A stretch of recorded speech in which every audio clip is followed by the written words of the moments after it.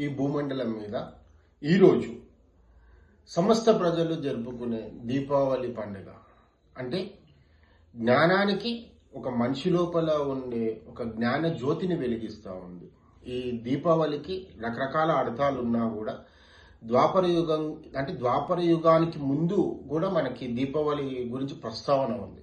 అంటే మీరు చూడండి, కలియుగానికి ముందు ద్వాపర యుగానికి ముందు కూడా దీపావళి ప్రస్తావన ఉంది. అంటే మీరు ఒకసారి ఆలోచించండి.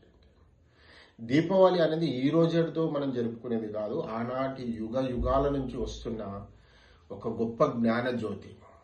అంటే ప్రజల లోపల నరకాసురుడు అనే రాక్షసుని శరీరంలో దహింపజేసుకొని ఒక జ్యోతిని వెలిగించేలాగా, అంటే మన లోపల ఒక దివ్య జ్యోతిని వెలిగించేలాగా ఈరోజు దీపావళిని జరుపుకుంటా ఉన్నాం.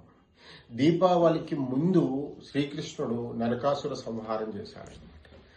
శ్రీకృష్ణుడు నరకాసుర సంహారాన్ని ఏ రోజైతే చేశారో దాని తర్వాత ప్రజలందరూ జరుపుకునే దీపావళి ఈరోజు మనము మన కలియుగంలో ఒకవేళ దీపావళిని అంటే జ్ఞాన జ్యోతిని మనము ఆదర్శంగా తీసుకున్నట్టయితే మీరు ఒకసారి బాగా చూడండి. ఒక గదిలో చిమ్మ చీకటి ఉంది.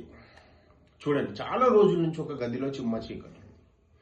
మనం కొందరు ఇళ్లలో చూస్తూ ఉంటాం, ఒక గది నిండా గదిని తలుపులు మూసివేసిన తర్వాత చిమ్మ చీకటిగా ఉంటుంది. ఒక్కసారి మీరు అట్లాగా దీపాన్ని వెలిగించి చూడండి, ఆ కాంతులు ఇట్లా ప్రసరిస్తాయి, గది నిండా ఒక వెలుతురు ప్రసరిస్తూ ఉంటుంది.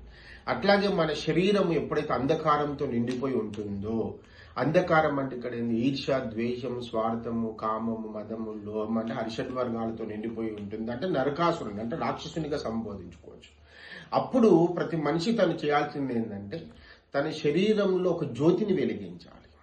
ఒక జ్యోతిని వెలిగించేటప్పటికి తన శరీరం అంతా కూడా కాంతితో ప్రసరిస్తుంది.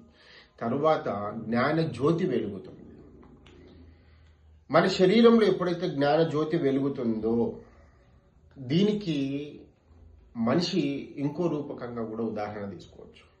దీపం పక్కన దీపం పెడితే ఎటువంటి రెండు దీపాలకి ఈర్ష్య ద్వేషాలు ఉండవు. కాబట్టి మన శరీరంలో వెలిగే ఈ జ్ఞాన ప్రసురణ ఏదైతే ఉందో జ్యోతి, మన పక్కన ఇంకో జ్యోతి నిలబడ్డప్పుడు కూడా మన లోపల ఈర్ష్య ద్వేషాలకి తావివ్వకూడదు.